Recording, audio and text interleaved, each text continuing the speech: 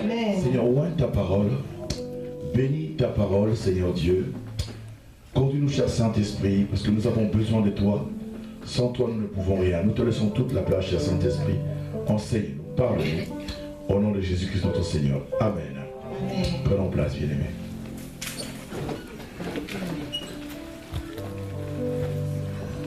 Nous avons parlé d'une part de l'aveuglement, n'est-ce pas? Et de l'autre part, dans Éphésiens, nous parlons de l'illumination. L'illumination veut dire éclairage. Alléluia. L'illumination, c'est l'éclairage. Dans 2 Corinthiens chapitre 4, ici, on nous parle de l'aveuglement. Et la Bible dit, l'apôtre Paul dit bien que si notre évangile est voilé, il est voilé pour ceux qui sont aveuglés par le Dieu de ce siècle, par Satan, n'est-ce pas?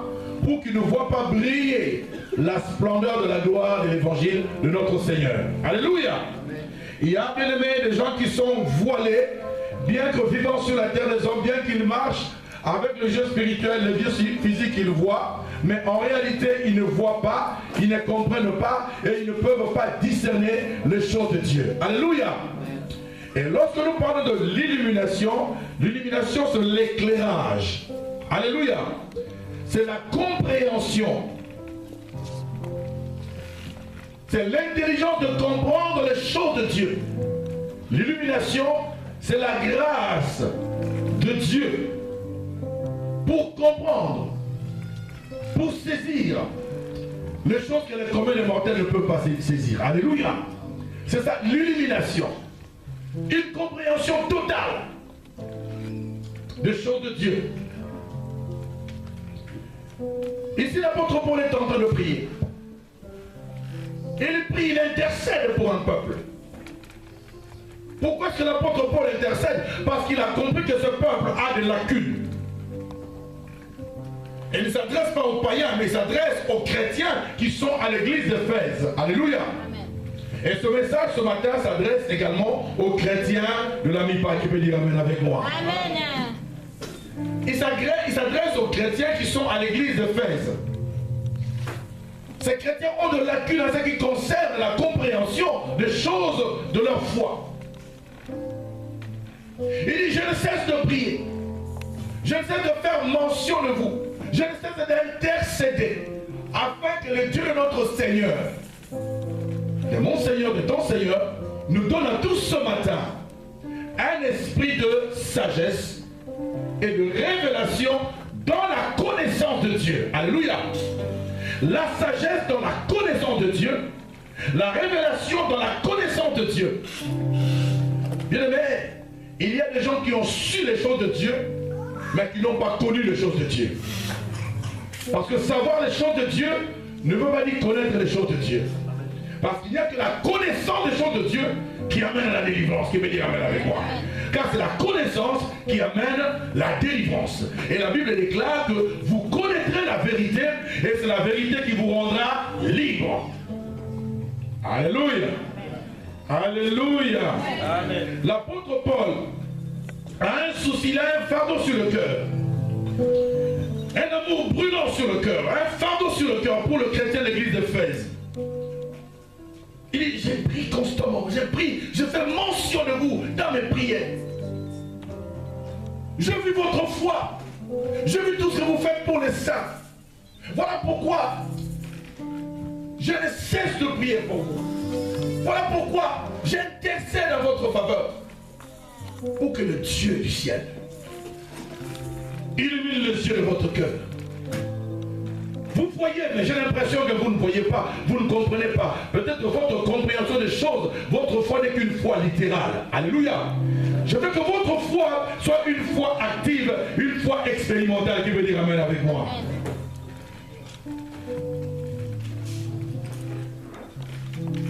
Mais qu'il vous donne un esprit de sagesse. Pas la sagesse du monde, mais l'esprit de sagesse dans sa connaissance. L'esprit de sagesse pour que vous puissiez mieux le connaître. Un esprit de révélation pour mieux le connaître. Parce que là, j'ai l'impression que vous le connaissez, mais vous ne le connaissez pas bien. Bien aimé, vous savez qu'on peut chasser les démons. Et tout en étant aveugle, qui peut dire Amen avec moi. Ce n'est pas parce que vous chassez les démons que vous êtes éclairé. Le fait de chasser les démons ne veut pas dire que vous êtes éclairé, que vous avez discernement. Il y a des gens qui chassent aussi les démons sans discernement. Les démons partent parce que vous utilisez le nom de Jésus, qui veut dire amen avec moi. Parce qu'il est écrit dans Marc chapitre 16, voici les miracles qui accompagneront ceux qui auront cru. En mon nom Jésus, ils chasseront les démons. Vous chassez les démons parce que vous utilisez le nom de Jésus et que vous croyez également en Jésus-Christ. Alléluia. Voilà pourquoi les miracles vous accompagnent. Bien-aimés, il y a des gens dans nos églises, bien-aimés, qui professent, qui confessent Jésus comme Seigneur et Sauveur, mais qui sont encore aveuglés. Ici, l'apôtre Paul ne s'adresse pas aux païens. Ici, l'apôtre Paul s'adresse aux chrétiens qui sont à l'église d'Éphèse. Il dit, je prie pour que Dieu ouvre un peu vos yeux, qu'il illumine les yeux de votre cœur. Lorsqu'il parle des yeux du cœur, c'est quoi? Les yeux du cœur, c'est le discernement. Alléluia. Les yeux du cœur, lorsqu'on parle des yeux du cœur, c'est le discernement. Alléluia. La capacité de voir dans l'invisible. La capacité de comprendre les choses spirituelles. Et pour avoir cette capacité, il faut être un homme, une femme spirituelle. Quelqu'un dit amen avec moi. Il était en face de chrétiens qui étaient encore charnels, qui étaient encore bébés. Voilà pourquoi je prie pour que vos yeux s'ouvrent, pour que vous compreniez ce qui se cache derrière cet appel que Dieu vous a accordé. Alléluia. Dieu vous a appelé. Derrière cet appel, il y a des glorieuses richesses que vous avez, que les païens n'ont pas. Je veux dire à quelqu'un ce matin, le fait que tu sois là, le fait que tu sois chrétien, le fait que tu sois appelé un enfant de Dieu bien-aimé, je veux dire, c'est un grand privilège qui peut dire amen avec moi. Estime-toi privilégié. C'est une richesse. Si tu n'as jamais réalisé, c'est une richesse. Bien de gens aujourd'hui ne réalisent pas la richesse qu'ils sont. Voilà pourquoi l'apôtre Paul réveille la conscience de ce peuple. Il veut que le peuple chrétien de l'église d'Éphèse réalise et comprenne qu'ils ne sont pas n'importe qui. Derrière l'appel de Dieu, cet appel est attaché à une grande richesse. Alléluia. Alléluia. Quelle est cette grande richesse? Le fait d'être appelé enfant de Dieu. Le fait d'être appelé héritier du trône, co-héritier de Jésus-Christ. Quelle est cette grande richesse? Le fait d'avoir l'espérance de la vie éternelle. Je sais que même si je vis sur la terre, je sais une chose. Demain, je vivrai dans la félicité de Dieu, dans le royaume céleste de mon Père. Les païens n'ont pas ce privilège, mais toi tu as ce privilège. Dieu veut que tu comprennes quelle est la glorieuse richesse qui se cache derrière ton appel, de savoir seulement Christ en toi, c'est l'espérance de la gloire. Amen. Le fait que Christ soit en moi, j'espère à une vie glorieuse. Je sais que ce jour-là, je vivrai dans la joie, dans la gloire de mon Père. Alléluia. Il disait ça parce qu'il savait que les persécutions viendront, les moments difficiles viendront, que ce peuple ne perde pas la foi. Alléluia. Parce que derrière son appel, derrière l'appel que Dieu a fait à ce peuple, se cache une grande richesse. C'est ce que j'ai envie de te dire ce matin. Quelles que soient les tribulations, quelles que soient les épreuves, quelles que soient les montagnes qui vont se dresser devant toi, je veux te dire ce matin, sache que derrière ton appel, parce que tu es appelé par Dieu, derrière cet appel, à côté de cet appel, se cache de nombreuses richesses. Il y a bien avec toi. Estime-toi heureux. Alléluia. Dis, je suis heureux. Je suis vraiment heureux. Je suis heureux. Bien-aimé, les Juifs, bien-aimés, étaient tellement attachés à la doctrine du judaïsme. Et pourtant, les Juifs aussi attendaient le Messie. Alléluia. Ils attendaient le Messie. Mais le fait d'être attachés, ils avaient un attachement radical à la doctrine du judaïsme. Le Messie était là, ils ne l'ont pas connu. Alléluia. Voilà, je vais dire à quelqu'un ce matin. Ce n'est pas le fait d'être attaché à une église. Ce n'est pas le fait d'être attaché aux hommes. Ce n'est pas le fait d'être attaché à un homme quelconque bien-aimé qui t'amènera au ciel. Alléluia. Je veux te dire, attache-toi à Jésus, attache-toi à la parole de Dieu. Qui peut dire amen avec moi? Amen. Attache-toi à Jésus. Attache-toi parce qu'aucun homme n'est monté à la croix pour toi. Le seul qui est monté à la croix pour toi, qui est mort et ressuscité, c'est Jésus-Christ de Nazareth. Ce n'est pas un pasteur, ce n'est pas un prophète, mais c'est Yoshua Mashiach qui est mort à la croix pour toi. Attache-toi à Jésus. Attache-toi à Jésus. Les Juifs aimaient leur doctrine. Les Juifs aimaient leur tradition. Ils étaient tellement attachés au judaïsme. Et pourtant, ils attendaient aussi le Messie. Ils croyaient aussi en Dieu. Ils croyaient en Dieu, mais malheureusement, ils étaient aveuglés. Parce que le Christ était déjà là, mais ils ne l'ont pas connu. Alléluia.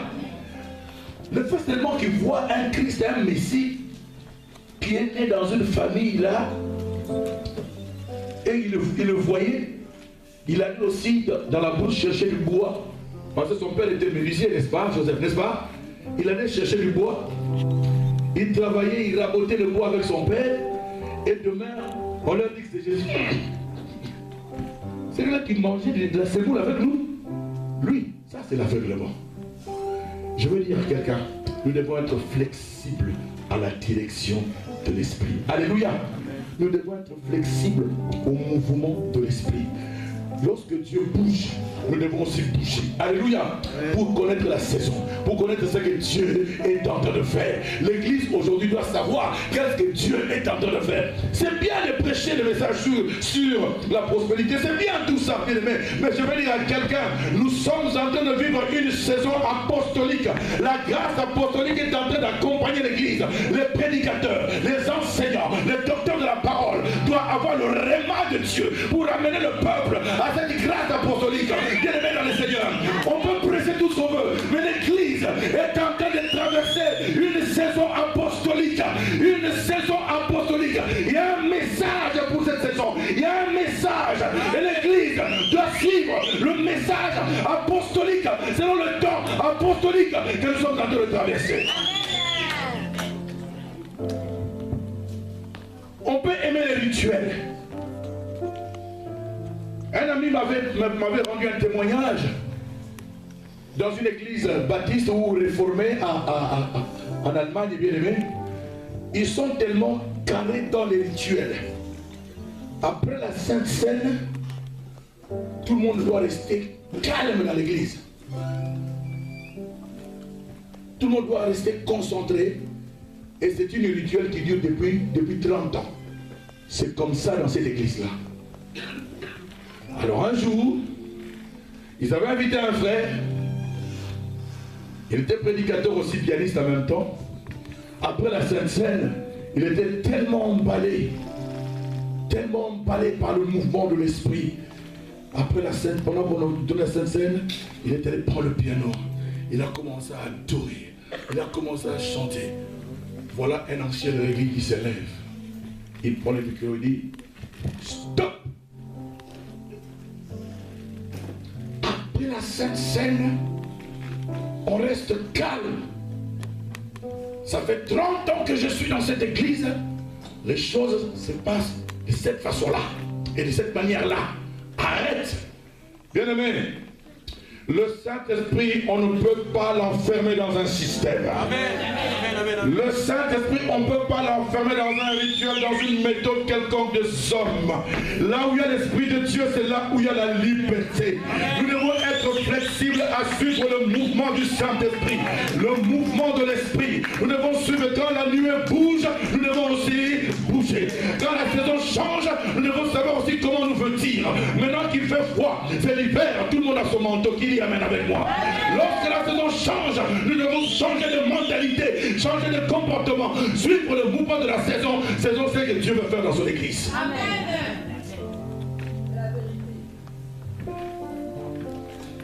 Le Messie était là. Mais parce que les Juifs, dans leur doctrine, ils attendaient je ne sais quel Messie, peut-être le Messie devait descendre du ciel. Ils ne peuvent pas s'imaginer qu'un homme comme ça qui a grandi parmi eux soit le Messie. Je veux dire, il faut être flexible. Il y a la personne qui est à côté de toi, sois flexible. Sois flexible à la voix de l'esprit. Bien aimé, l'inflexibilité, bien aimé, amène l'aveuglement. quand on n'est pas malléable, quand on n'est pas flexible aux choses de l'esprit, bien-aimé, dans le Seigneur, ça c'est une forme d'aveuglement. Alléluia. Vous savez, les aveugles n'aiment pas le changement. Les aveugles aiment que les choses soient carrées comme elles ont toujours été. Parce qu'au travers de ces choses telles qu'elles sont, ils trouvent leur repère. Alléluia. Il sait que là, dès que j'avance, c'est comme ça. Là, il a ses repères parce qu'il ne voit pas. Alléluia. Bien-aimés dans le Seigneur, il y a beaucoup d'enfants de Dieu dans nos églises ne sont pas encore illuminés, ne sont pas encore éclairés. Voilà pourquoi j'ai orienté ma prière désormais de prier pour le pacte de la vie, de prier pour cette église, afin que le Dieu de notre Père, de notre Seigneur Jésus-Christ de Nazareth, nous donne à chacun un esprit de sagesse et d'intelligence dans sa connaissance, et qu'il illumine également les yeux de nos cœurs, afin que nous voyions, afin que nous comprenions, afin que nous discernions. Alléluia. Quel est le temps que nous sommes en train de vivre? C'est que l'église, c'est que Dieu est en train de faire. Nous sommes en train de vivre un temps apostolique, bien-aimé. Les gens ne comprennent pas. Les gens sont dans l'aveuglement. La Bible dit, bien-aimé, de la même manière que vous l'avez vu monter, c'est de la même manière qu'il reviendra. Nous sommes dans un temps apostolique. C'est que les apôtres ont annoncé, est en train de se réaliser. C'est que les prophètes ont annoncé, est en train de se réaliser. Nous sommes en train de vivre un temps apostolique, bien-aimé. Nous devons saisir le moment, saisir le temps. Qu'est-ce qui est en train de se faire? Alléluia. L'église est en train de bouger. Mais les gens sont en train de s'obéir.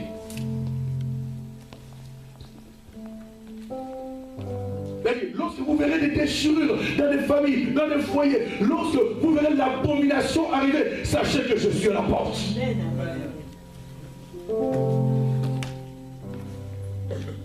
Mais gloire soit rendue à Dieu. Dieu dit, même si tes enfants abandonnaient ma loi, même si tes enfants abandonnent, mais à cause de l'alliance que j'ai avec toi, je ne te détruirai pas. Je les punirai, je les frapperai avec ma verge, mais à cause de l'alliance que j'ai avec toi, je ne les détruirai pas. Nous sommes en train de vivre un temps apostolique. Qui dit Amen avec moi? Amen. Un amen plus fort. Amen. Tu peux lire rapidement avec moi Acte 19. Alléluia. Amen. Pendant qu'Apollos était à Corinthe, Paul, après avoir traversé les hauteurs du territoire, se rendit à Éphèse. Il rencontra quelques disciples. Les disciples de Jean-Baptiste. Et leur dit, avez-vous reçu l'Esprit Saint? Avez-vous reçu le Saint-Esprit? Quand vous avez cru? Ils lui répondirent, nous n'avons même pas entendu dire qu'il y ait un Esprit Saint. Ça, c'est l'aveuglement. Il dit, quel baptême avez-vous donc reçu? Ils répondirent, le baptême de Jean. Le baptême de repentance. Alors Paul dit, Jean a baptisé du baptême de repentance. Il disait au peuple de croire en celui qui venait après lui, c'est-à-dire en Jésus. Sur ces paroles, ils furent baptisés au nom du Seigneur Jésus. Paul leur imposa les mains et le Saint-Esprit vint sur eux. Ils se mirent à parler en langue et à prophétiser. Amen. Bien-aimés, les disciples de Jean. Et nous savons que Jean-Baptiste avait un ministère de transition, n'est-ce pas?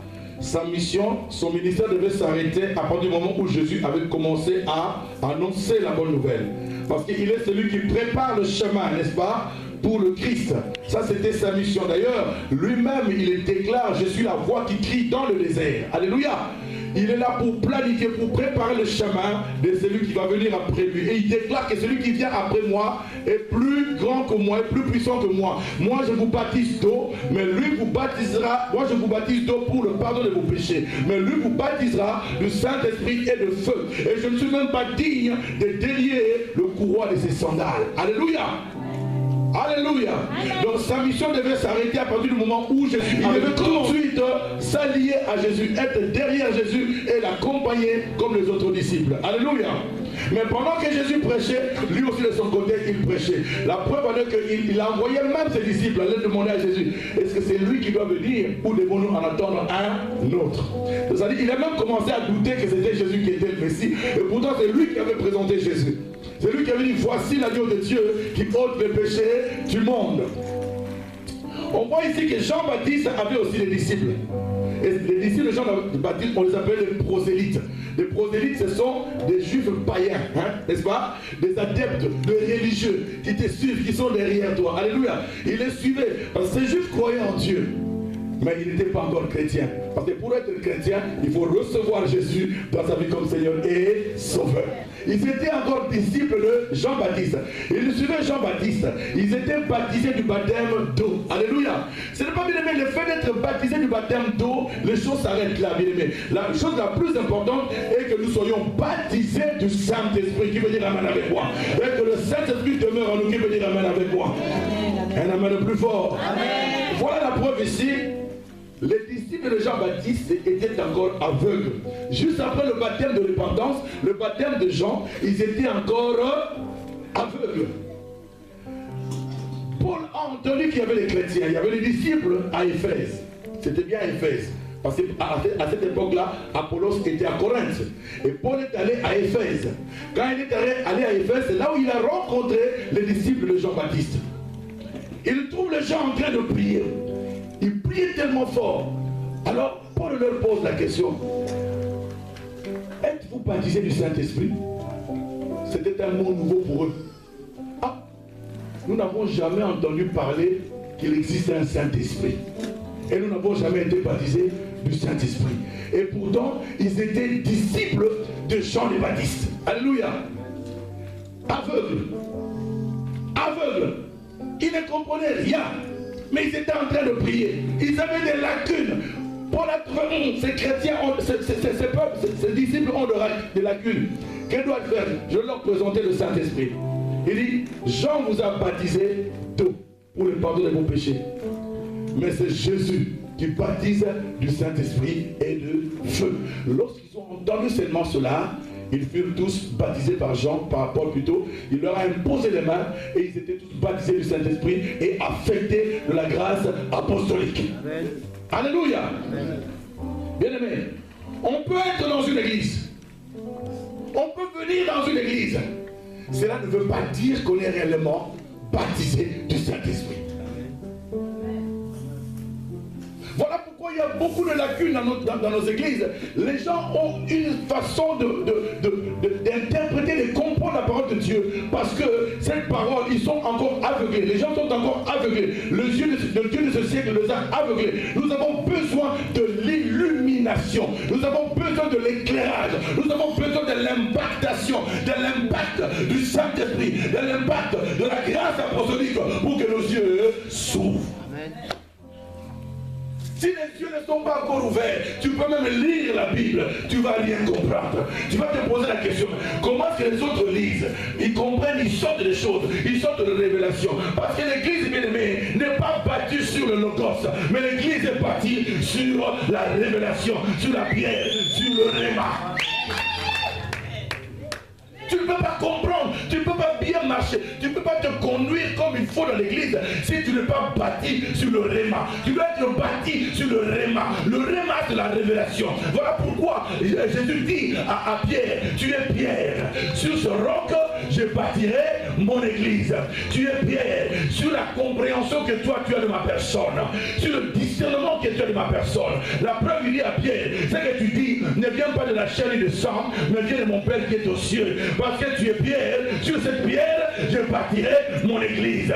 Tu es Pierre, sur la révélation, sur le réma, sur ce que tu as compris, sur ce discernement, je bâtirai mon église. L'église est bâtie sous la révélation. Amen. Et l'église doit être conduite sous la grâce apostolique. La grâce apostolique, c'est cette grâce qui nous permet de saisir qu'est-ce que Dieu est en train de faire en ce moment. Qu'est-ce que Dieu veut faire en ce moment? Il y a des messages en ce moment, bien aimés, qui n'ont rien à voir avec ce temps que l'église est en train de traverser.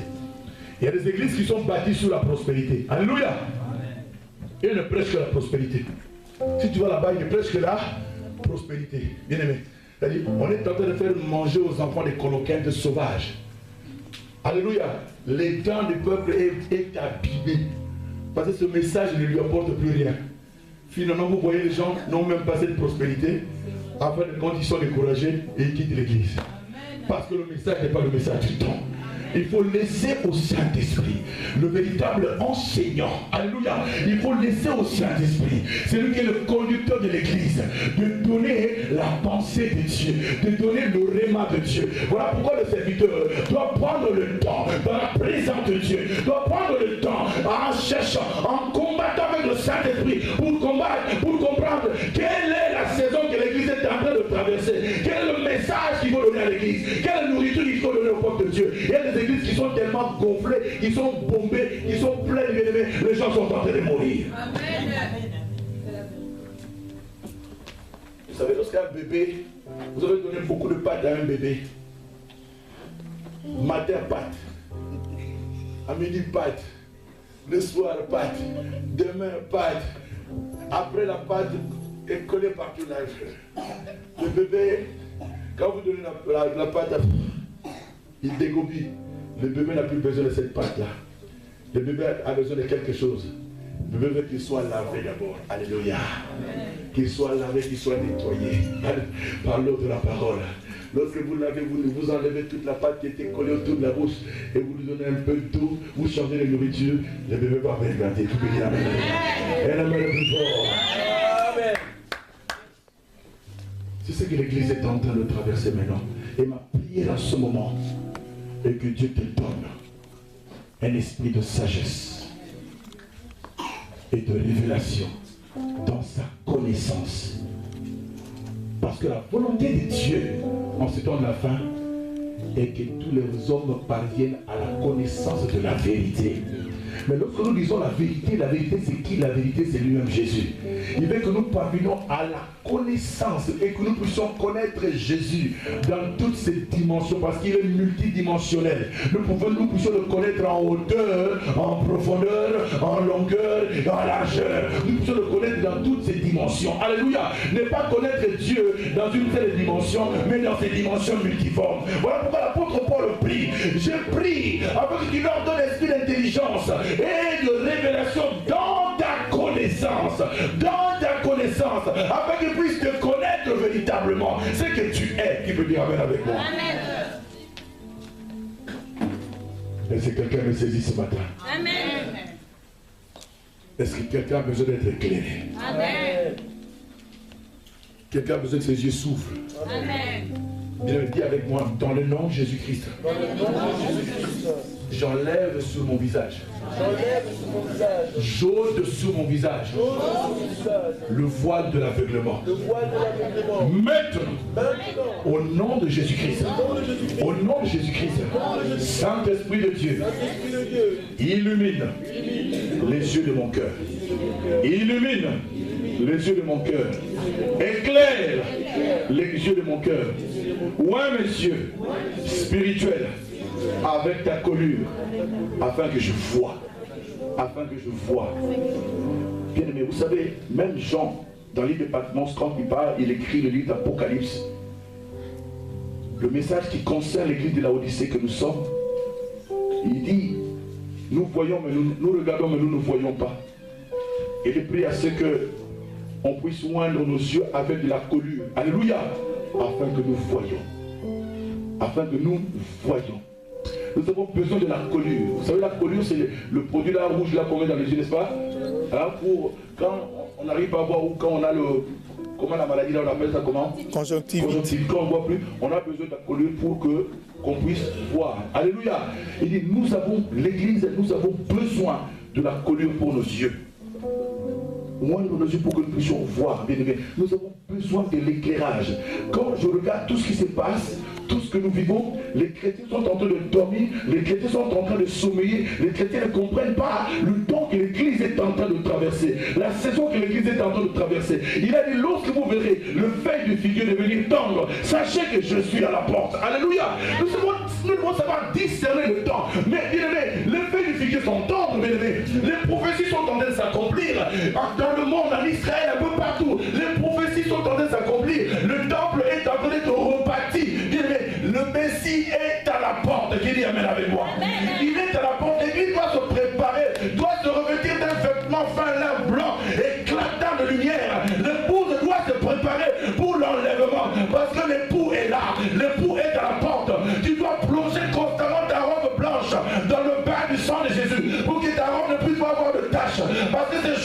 quand il viendra te chercher, toi l'épouse, toi l'église, il veut voir une épouse sans ride, sans tache, une épouse irréprochable. C'est cette épouse-là qu'il vient chercher. L'époux est à la porte. Mais les yeux de beaucoup de gens sont aveuglés. Les gens vivent dans les habitudes. Bien-aimé, regarde, depuis que tu as reçu Jésus-Christ, tous les sacrifices que tu as consentis, passer à côté de ces jours-là serait la plus grosse bêtise de ta vie. Haïssez-moi, rejetez-moi, mais laissez-moi avec mon Jésus. Alléluia.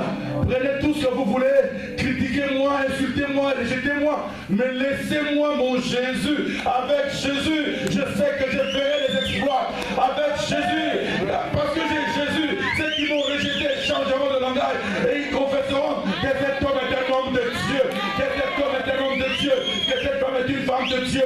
Bien-aimé, garde jalousement ton Jésus, ton époux. Garde ton Jésus. Ton Jésus, même nu, abattu, mais n'abandonne pas. Même à genoux, même si on t'empile les jambes, bien dans le Seigneur, même si on te coupe les jambes, même à genoux, marche et va jusqu'au sommet de la montagne. Parce que ce jour-là, il est tenté de t'attendre. Qui dit Amen avec moi?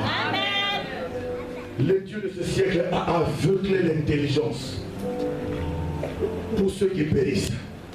Pour ceux qui périssent, bien-aimés, ils pensent qu'ils sont en train de vivre. Bien-aimés, ils sont en train de mourir. Ils pensent qu'ils sont en train de vivre. Ils sont en train, bien-aimés, de continuer à vivre dans la prostitution, dans la débauche, dans l'alcool. Ils sont en train de vivre dans les fétiches, dans les maraboutins, dans les œuvres mortes. Ils sont là-dedans, ils pensent qu'ils vivent. Bien-aimés, je veux te dire, ils sont en train de mourir. Mais toi qui as compris, toi qui as reçu l'illumination de la part du Seigneur, comprends seulement que derrière cet appel que Dieu te donne se cachent de nombreuses richesses. Alléluia. Christ en toi, c'est l'espérance de la gloire. Le fait que Jésus soit en toi, tu as cette assurance que tu vivras une vie glorieuse. Alléluia. Jésus en toi. L'aveuglement est dans l'église. L'aveuglement est dans l'église.